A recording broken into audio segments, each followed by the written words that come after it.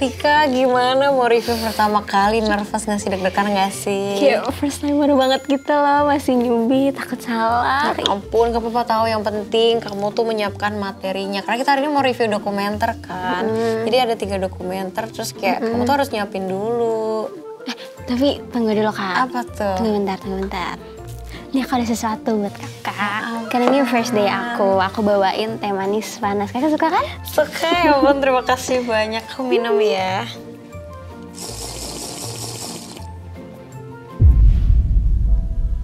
Ini kamu masukin apa? Tadi kayaknya aku taruh gula.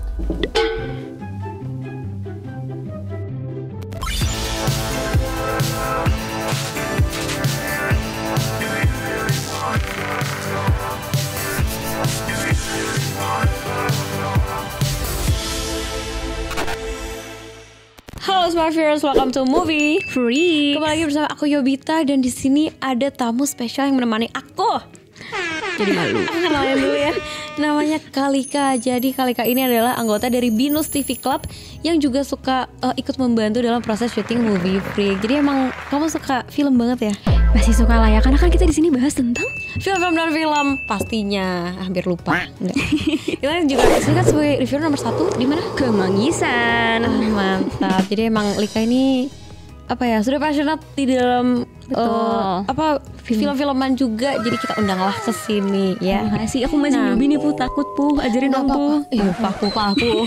Nah, di sini kita akan membahas rekomendasi film dokumenter yang ada di Netflix, karena yang seperti kita tahu akhir-akhir ini kan ada satu kasus yang lagi naik-naik banget nih.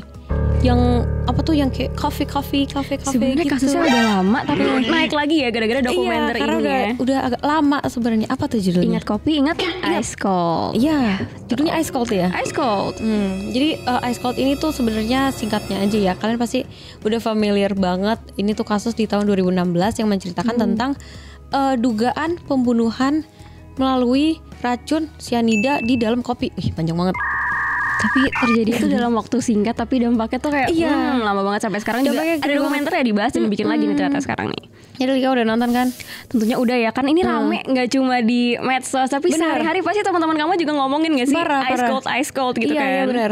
Review aja kali ya. Jadi dari sebenarnya kalau dari ceritanya ya kita kan nggak bisa ngejudge banyak ya karena ini dokumenter gitu. Cuman dari segi mereka mempresent informasinya itu menurut aku cukup oke. Karena fokusnya banyak di persidangannya kan. Betul.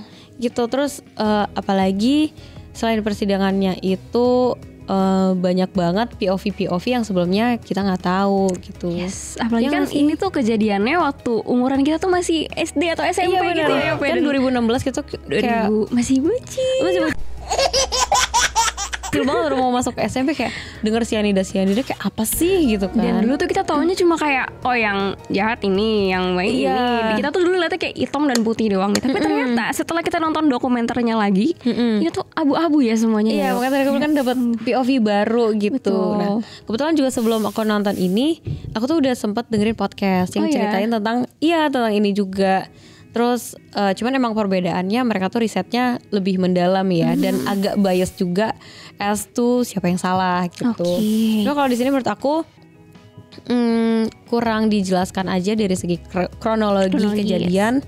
Terus juga dari POV orang-orang yang diwawancara itu menurut aku agak kurang banyak gitu. Kamu gitu juga gak sih? Kalau menurut aku sih, aku setuju ya sama yang itu ya. Tapi ini tuh a really great recap. Apalagi buat orang-orang yang mungkin kayak pas zaman kita dulu kan gak terlalu ngikutin, sekedar tahu nih, atau orang-orang yang mungkin baru tahu aja sama kasus ini gitu. Jadi ini tuh kalau mau dive deep, sebelumnya nonton dulu sih Ice Cold ini tuh recommended ya berarti ya untuk ditonton. Kalau misalnya kalian kepo-kepo juga bisa nyari-nyari sendiri sih. Tapi emang kalau nonton dari dokumenter ini pure itu mungkin agak segmented juga kali ya. Jadi kayak cepat memutuskan siapa yang salah, siapa yang benar gitu. But again penyajiannya emang gak berasa membosankan ya. Jadi kayak it's really fun to watch. Gak fun sih walaupun serem ya. Kayak bener-bener bisa dicerna dengan baik nih si Ice Cold ini. Terus juga cukup insightful karena banyak menjelaskan proses hukum di Indonesia itu gitu. yang mungkin gak banyak orang perhatiin banget ya. Iya, kan bener. kasus sidang ini panjang nih lanjut terus gitu kan. Tapi dengan adanya Ice Cold jadi kayak ternyata gini dan gini gitu. Apalagi dengan banyak ini ya narsum kayak lawyer. Betul. ya yang kayak gitu bisa ngerti lah. Dan emang orang-orang yang di interview sama Netflix ini emang yang terlibat dan kayak apa ya, udah fix bener gitu, kayak udah fix tahu banget nih sama kasus-kasus ini. Ngomong-ngomong kasus, apa tuh? Kita langsung masuk yang kedua. Apa tuh? Yang kedua ini lebih bisa terjadi dalam kehidupan sehari-hari ya. Iya, kayak lebih deket lagi ya. Dan semua orang bisa terlibat, bisa mengalami hal yang serupa. Karena yang kedua ini adalah Tinder swindler. Ini pasti juga kalian familiar ya, karena ini tuh sempat booming banget waktu itu 2021-2022 ya. Baru-baru ini banget lah ya pokoknya. Baru-baru banget. Jadi ini tuh mengisahkan tentang kisah seorang laki-laki yang bernama Simon Leviev kali ya. Nah, pokoknya dia ini tuh menipu wanita-wanita untuk meminta uangnya itu melalui dating apps. Serem banget gak sih? Kayak lagu ya, lelaki buaya darat, buset, aku tertipu lagi. Nyanyi kita karena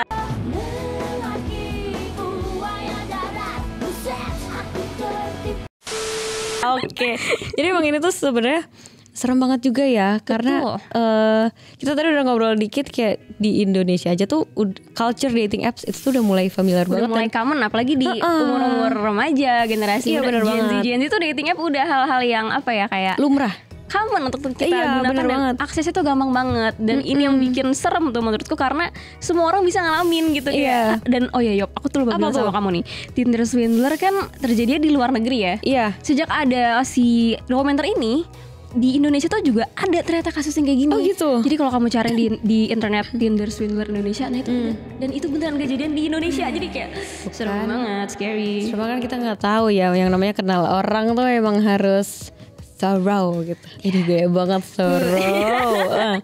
Tapi ini fun fact aja, dokumenter ini tuh dapat nominasi Primetime Emmy Awards tahun 2022. Jadi menurut aku emang worth it untuk ditonton ya, selain mungkin untuk storytellingnya yang menarik, dan juga review informasinya juga menarik ya. Berarti ya. Gak lupa visualnya juga bikin kita nyaman dan seru untuk nontonnya gitu. Menarik banget. Nah kalau dari aku sih, setelah nonton ini ya kan pasti serem dan agak parno ya. Jadi kayaknya menurut aku mengajarkan kita untuk lebih berhati-hati. Betul. Ya nggak sih, kayak kalau kenal orang jangan langsung sembarangan percaya gitu ya.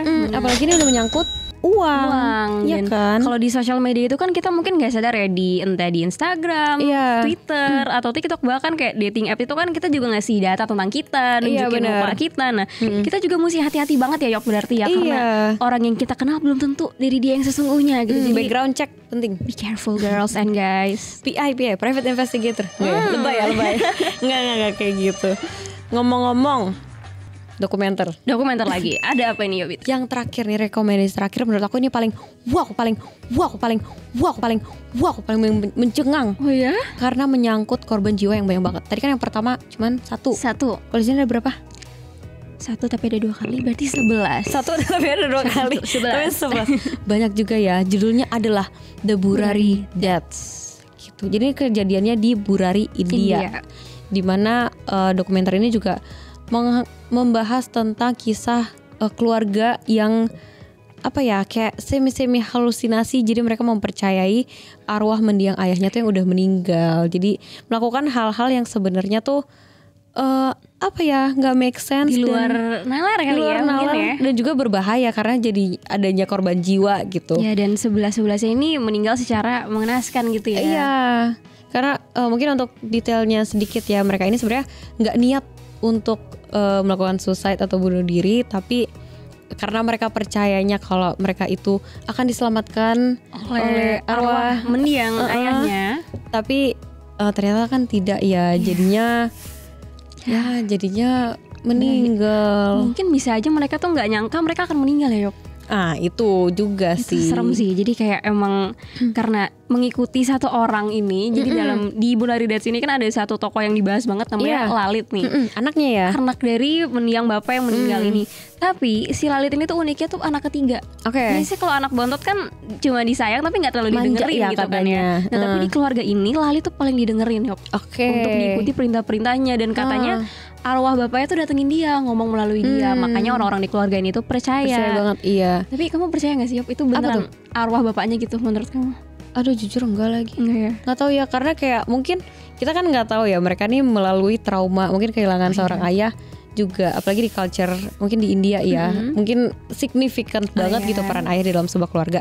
Dan mereka ini kebetulan kehilangan tiba-tiba sosok ayahnya. Jadi mungkin entah trauma, entah stres, entah hopelessness, kan kita nggak tahu ya. Jadi apa ya? Ini bukan gaslighting, cuman kayak bisa jadi itu efek psikologis gitu loh. Jadi celaka gitu loh efeknya. Nah, ngomong-ngomong efek psikologis nih, pas di dokumenter ini diceritain juga kalau si Lalit ini ternyata tuh 2 kali hampir meninggal. Oh gitu? Iya, jadi kayak mungkin gak sih kayak 2 kali hampir meninggal, terus tiba-tiba 2 tahun setelah kejadian dia hampir meninggal yang kedua, bapaknya meninggal juga. Jadi kayak mungkin ada benar-benar kena mental dalam arti sesungguhnya gitu ya. Jadi kayak itu sebenarnya sangat-sangat sedih ya kalau ngalamin kayak gitu. Tapi yang aku bingung, dia benar-benar bisa mimpin keluarganya gitu loh. Dan keluarganya benar-benar ikut untuk melakukan hal ini. Benar gitu. Dengerin dia gitu kan.